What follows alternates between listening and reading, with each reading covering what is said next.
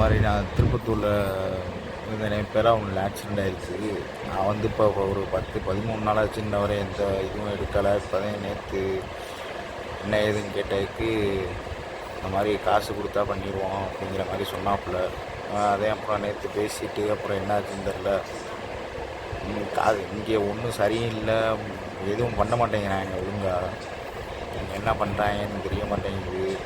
ஒரு அலட்சியமாக இருக்காங்க அப்படியே. சரி சரிங்களா நம்பர்